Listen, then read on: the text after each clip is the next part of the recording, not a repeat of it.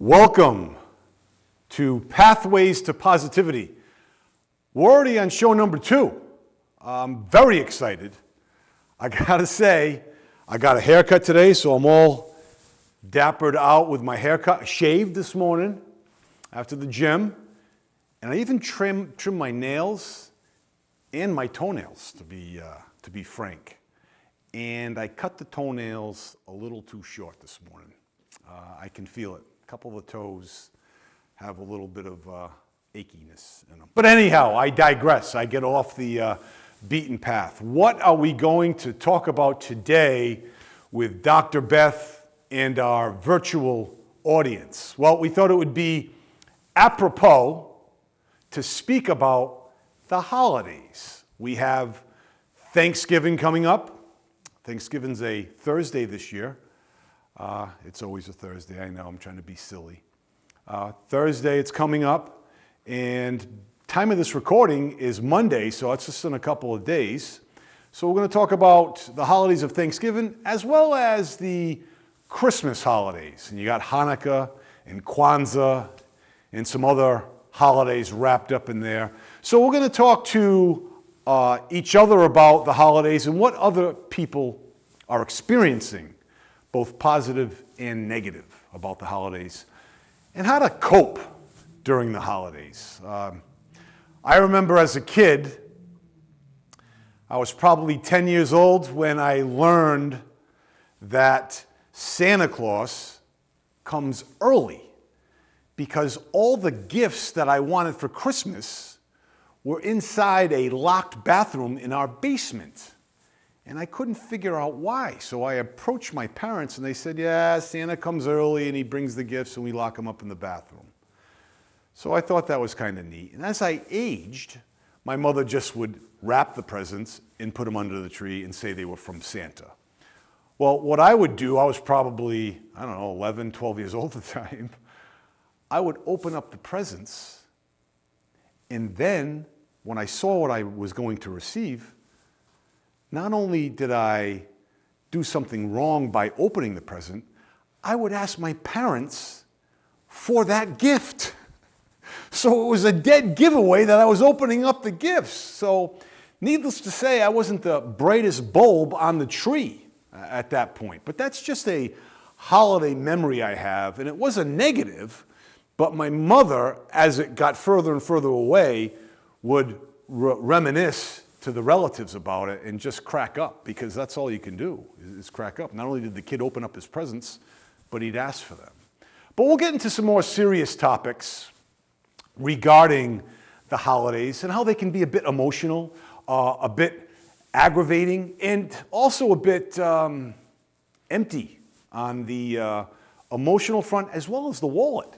You know, we can talk about the financial strain and what that does to our psyche and our mindset when it comes to the holidays and celebrating the holidays.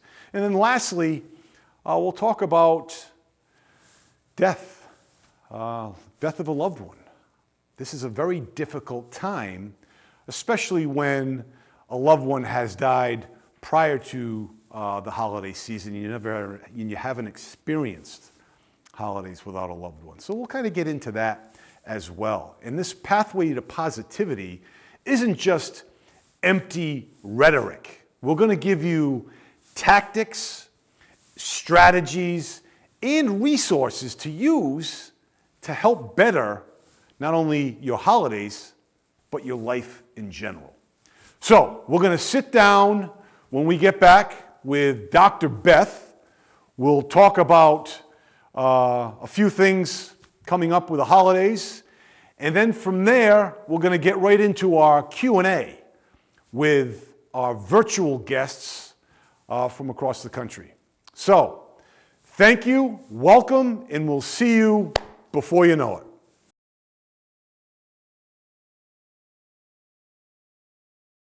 Good afternoon, Paulie G. Hi, Dr. Beth. Great to see you. We have a great show this afternoon as we're preparing for the holiday season.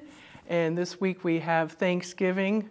Yes. Paul. So I must say, this is my favorite segment of the show. I just really enjoy this immensely. I don't know if it's the questions or if it's your aura. I think Maybe it's my your energy. Thanksgiving outfit and colors today. It could be. I think it's the energy you bring. I think so. Well, it's great Absolutely. to see you today, Paul. It's wonderful to be here. It And really is. a wonderful week for Thanksgiving, and we have lots to share today. And I thought we could just open up seriously with some things we are grateful for and for Thanksgiving Yeah. season, because it does depend on our attitude of gratitude and things we're grateful for. I love that. You know something, you do bring up a great point, because I've mentioned on this show as well as with my clients a number of times is that every single day of my life, I write down 10 things that I'm grateful for. And by doing that, it puts me in a frame of mind, not only of positivity, but of the energy of positivity. And I think that's critical. And when we get into a time of non-positivity, we can use that to our advantage. So it really is an attitude.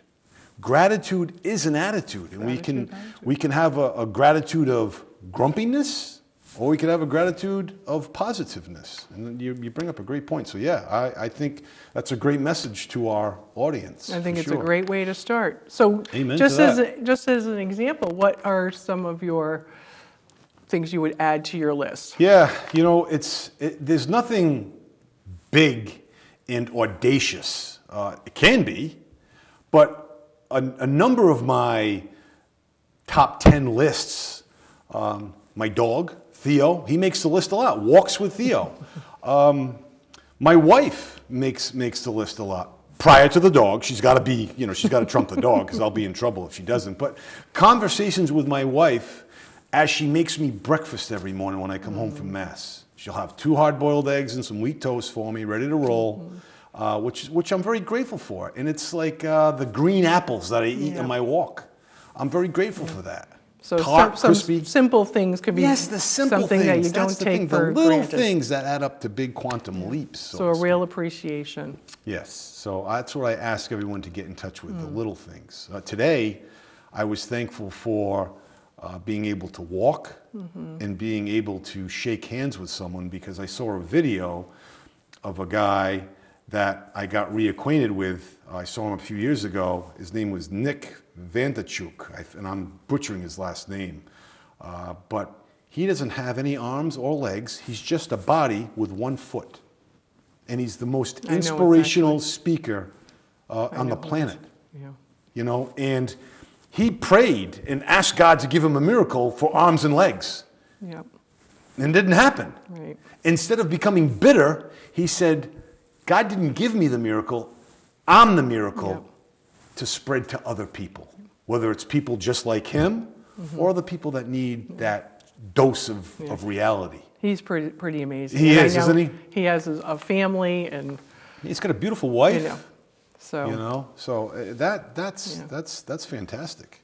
Well, I think it's really important when we talk about having an attitude of gratitude and actually, every day kind of checking in with ourselves.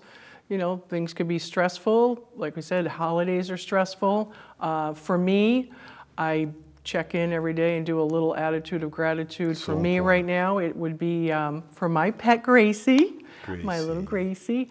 But also just really right now is having basic needs met. Having a roof over my head, having food, having water, and that might sound simple or silly to others, but I think it's an important thing to keep in check with what is happening out in our world to come back to some basics. Well, yeah, you'll and be live. thankful for running water know. when you live without running water, right? So Yeah. No, that's a attitude great of one. gratitude. So it's a great way to start our day. So I like how you said checking in with yourself every day, because how often do we not do that? right. And that's just awareness. That's just becoming aware of what we have. So that's a great insight there, Dr. Beth. That Affectionately known. Affectionately as Dr. known. Beth. But that's the deal, Yeah. for sure. Elbows So out. it's a great thing to stay with our attitude of gratitude. So we have a couple of topics here this afternoon. Preparing for Thanksgiving, the holiday season, for Christmas next month. A couple of topics are our well-being, our mental and physical, spiritual health. We have emotional, financial expectations during the holiday season, and also maintaining our positivity. But we're going to just talk a little bit about our self-care and our well-being regarding just not Thanksgiving, but the holiday season. Sure. So my question, Paul, is prioritizing that self-care without feeling selfish, and also not overindulging in food, alcohol, maybe some bad habits. Yeah. You really need some self-care during these holidays, and You all do. year round too, but a little more attentive during this season. You do, and that's a difficult situation because it's the simple things, meaning it's very simple to do. But what's simple to do is also simple not to do. And as you said earlier about checking in with yourself, that's the first step in the self-care process. And do I want to spend this Thanksgiving hungover, eating my turkey dinner, or arguing with my relatives, or stressing about the lack of funds in my bank account? So we need to make conscious decisions beforehand, Right. before we get to the dinner table, and say, how am I going to show up today? Am I going to be positive, Paul, or am I going to be a pain in the neck, Paul? Maybe you'll get both. I'm not at your house for Thanksgiving. Thank God for that. But also, on another note, exercise is very important. You know, a lot of people, Yeah. exercise, prayer, meditation, yoga. There's a lot of different activities people do for their own self-care. I know exercise Yeah, is one thing about important. exercise, I looked at it as, jumping on the treadmill so I can lose a few extra pounds and have a trimmer waistline. What I didn't realize was the intangibles, was how I felt mentally after a good workout, and how that uplifts me Yeah, throughout the exactly. day, starting the day off with some vigorous exercise. Even if it may be a walk with the dog, or just a walk around the block. Try to do those things, or maybe even, dare I say, jog in place for a minute. Get the blood and the juices flowing. Vigorous activity, physical exercise, will certainly help our mental psyche as well. Just understand that when you do that, you feel better. Exercise is very important.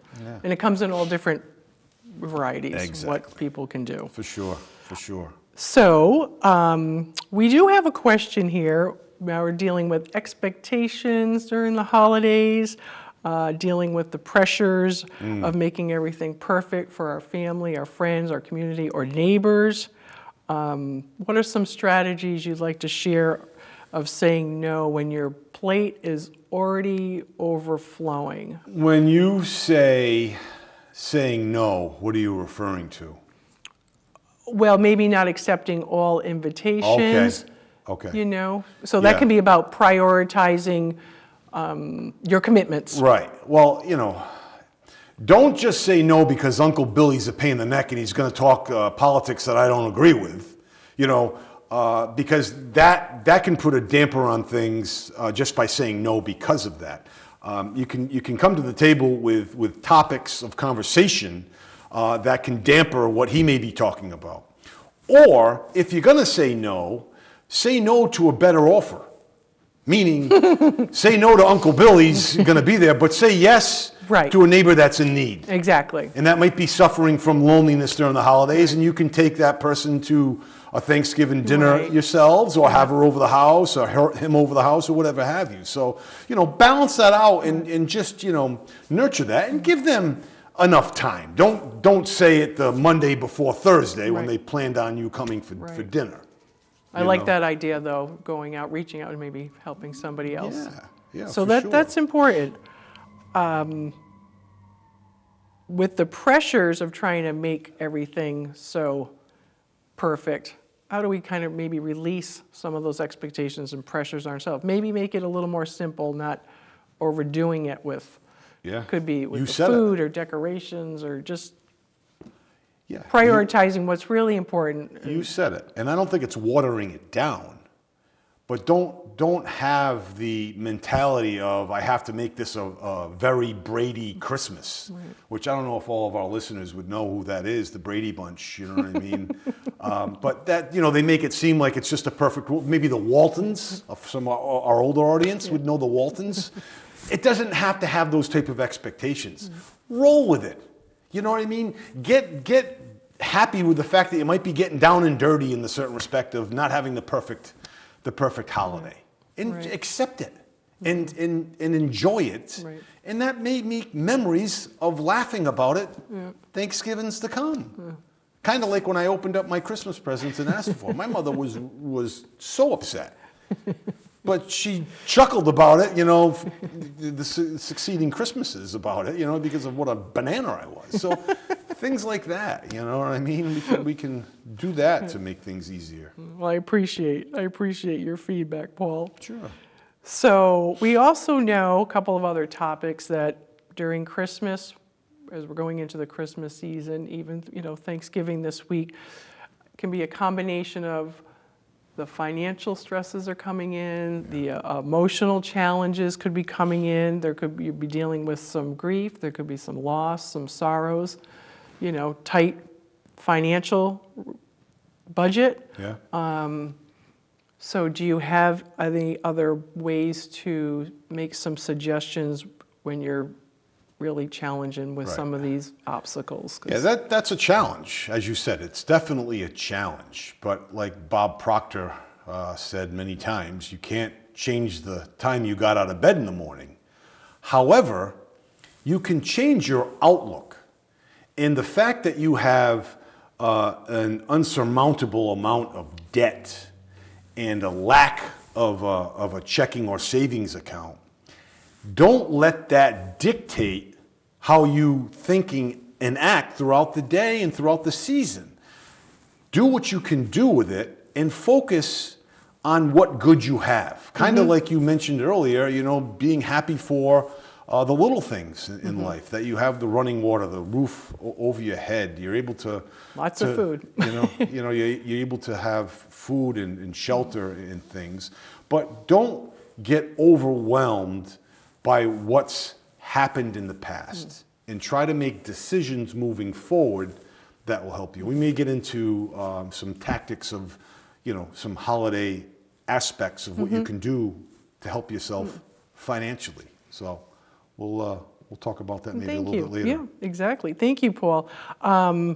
I was thinking of also we could create some meaningful other experiences, that we have like a budget, some things we're working on. Yeah. Some things I was thinking of when you're with loved ones, family, or neighbors, coming up with some new experiences. You could be playing the games, doing a puzzle, Yeah. going for a hike, going for a walk, just actually creating a nice experience, something different you may have done in the years before when you're going through financial challenges or there's been a Right. loss and you're having to redefine what these new holidays are like. Yeah, that's a good point. You're basically what you're saying is we're creating some Yeah. different traditions here. Yeah. And it can be a tradition, whether it be a puzzle or a game or a hike.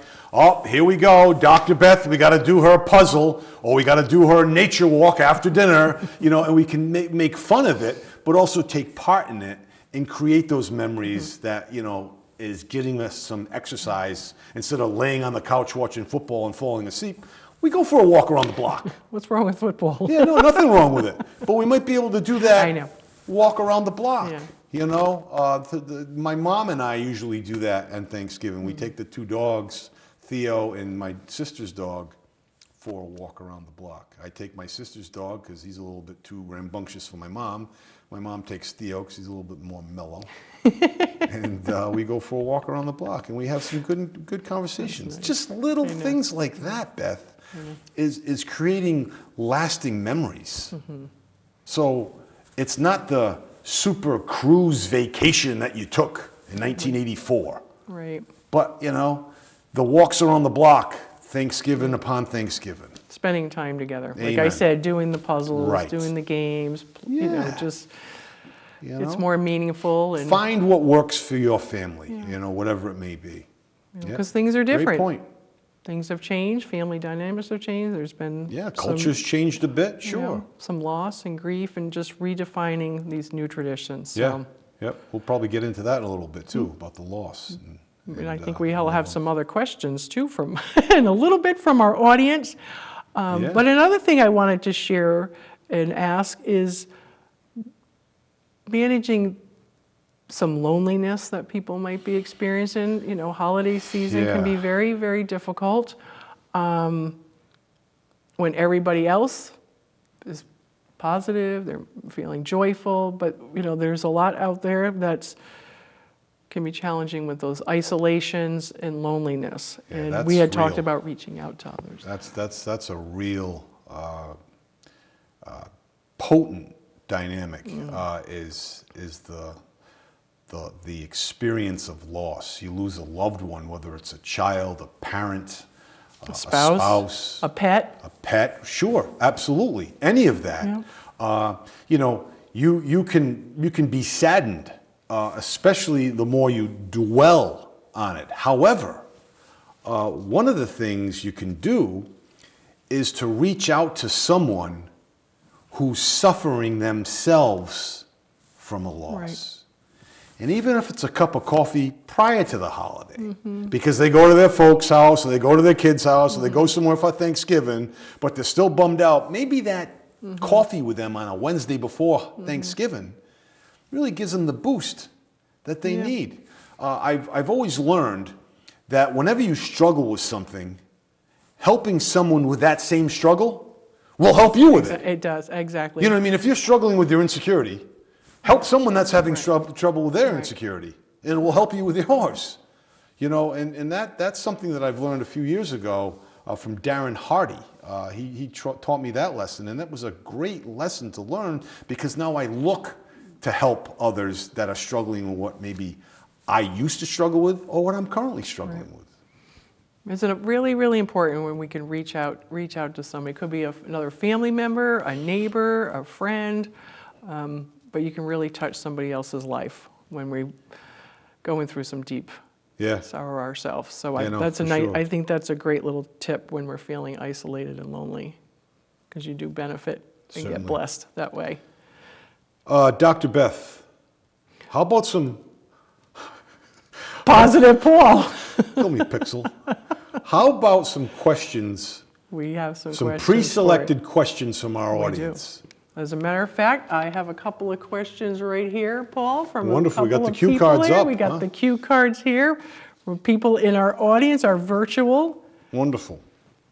Steve from Seattle. Steve from Seattle, SS, alliteration. But Steve has been experiencing, we were just touching on that. Steve experienced losing his spouse. They were married for 34 years. They have 3 children. This is going to be the first time they're gathering at his place with the 3 children coming to him. Okay, so he was, once the spouse died, he would go to the kid's house Exactly. or whatever, yeah. And that's so why. he's wanting to just be in good spirits, you know. This is very difficult. Everybody's coming his way. So do you have some suggestions For Steve, of- yeah. for Steve as he's Sleepless in preparing? Seattle.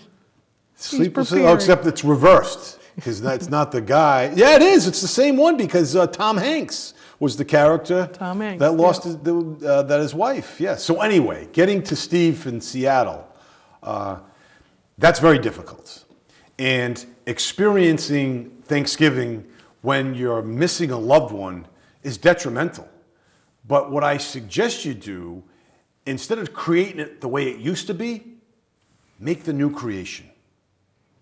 Create a new beginning and a new tradition with the kids. And maybe that game, puzzle, Right. or hike Right, that now exactly. becomes a new tradition that we got to go for the walk with dad or whatever, or the dog or something along those lines, to create something new and uplifting that we can somewhat look forward to the following year. Even if it's a ball game on TV. Say, okay, we're going to Yep. gather around, and watch either the football game or the basketball game. They have those on Thanksgiving now, and football's almost around the clock, but a physical hike helps. Yep. So that's what I would say to Steve. Steve, Sleepless in Seattle, too. Because he did emphasize he wanted to stay, in good spirits while everybody's coming out, like you said, doing some new activities together, or even sharing some stories and maybe some pictures, and Yeah, that could be that's what I would difficult for suggest. some, and it might be fulfilling, For sure. to Steve. So we sure. thank you for your question, Great. Steve. So We got 5 more minutes. carrying on, okay. So Ruth, Tulsa, Oklahoma. Ruth. Yes, Ruth is independent and very active. No children, but she does have some grandchildren. And there are some financial restrictions on a tight budget, and trying to come up with some suggestions Yeah. and options of just kind of staying within that budget, but also just wanting to Financially. experience some joy with Okay. the grandchildren. And Yeah, that's a tough one, Ruth, because you want to buy the kids and the grandkids everything, but you're limited. You know what I mean? She's single, and what I suggest in that regard, and what I've heard from a few other families, is that they said, okay, that's it. We're going to do a Secret Santa. We'll pick one name, so you're only buying for one person, and that Okay. way it eliminates. You can still buy the gifts for the grandkids or whatever. That's fine, the toys or whatever they want. But for the adults, we're just going to do one name, one person.